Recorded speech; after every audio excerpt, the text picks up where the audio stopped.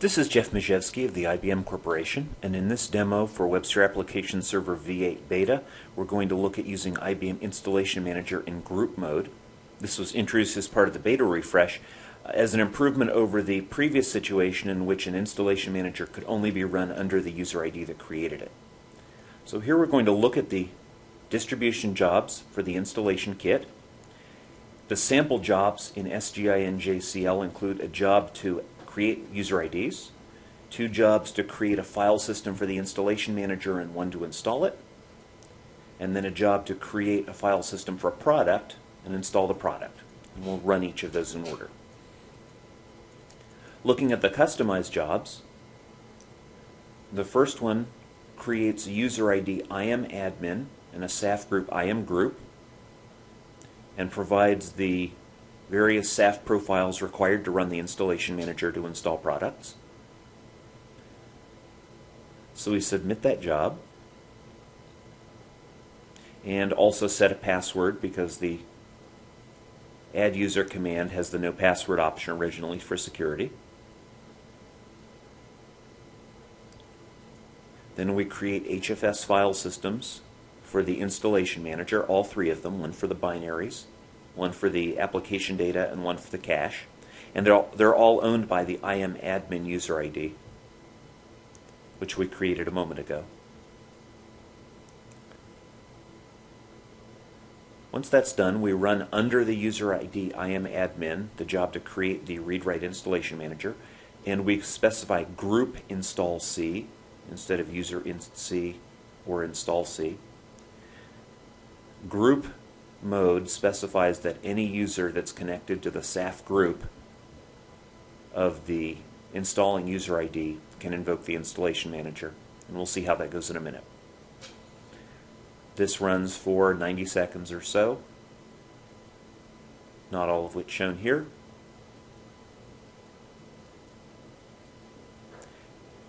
And now that it's created, we can go ahead and run a trivial installation manager command just to start it up, set up its Eclipse defaults, and show that it actually runs under the IAMadmin ID.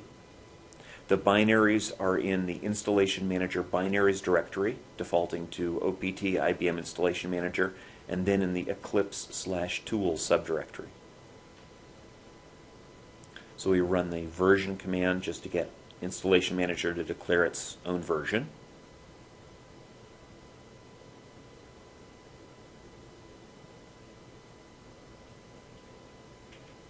And of course, most of the time here is simply the JDK starting up.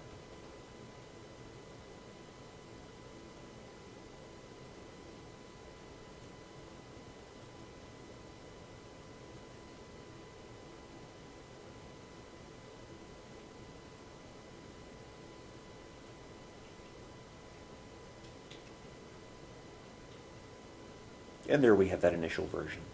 Now what we'd like to do is create a second user ID connected to that same group, IAMgroup, and show that it can invoke the installation manager as well. So we go to the same ADMN job. We remove the statement to create the group since that already exists. And we change all the references from IAMadmin to IAMadmin2. Being careful not to change the one that's in lowercase in the home directory declaration. Do that manually.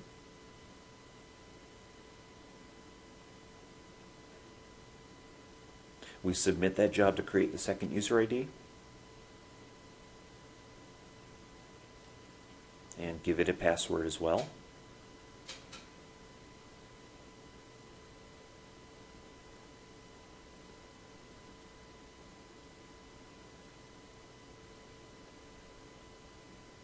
And now we should be able to run the same version command that we did under the previous user ID.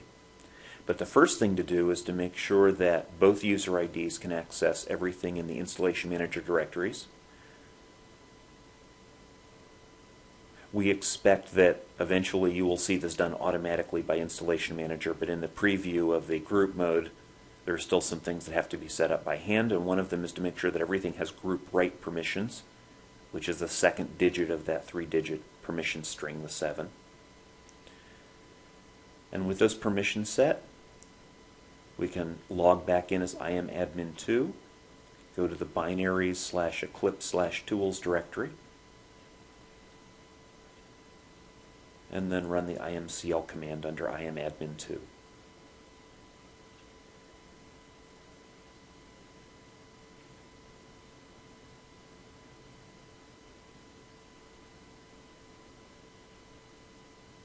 So that runs as well.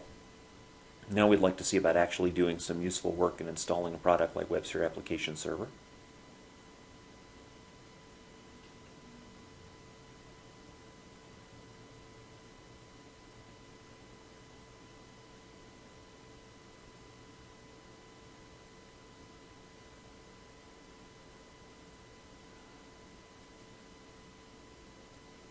But before we go on, we'll just run it once more under the original user ID to prove that we can use them interchangeably.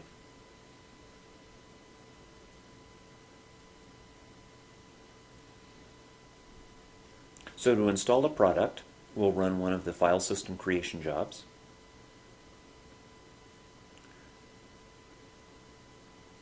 This has been customized for WebSphere Application Server v8. And notice that we're installing it, we're creating the group permissions for the user ID that we're actually going to run Installation Manager in. We expect this will become easier under time so that you could specify either of the IDs. At this time, it's important to specify the exact one you're going to use, since some files during the process are created without group permissions and you still want them to be able to be updatable by Installation Manager. So with those created, we check our installation job. It's always a good idea to make sure if you use local repositories that they're already mounted.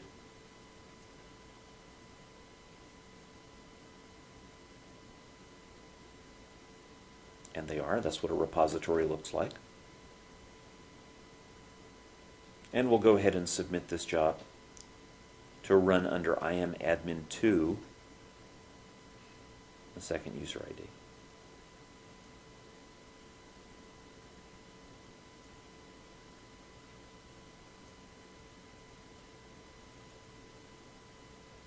Once that job is finished running, we can go out and look at the results.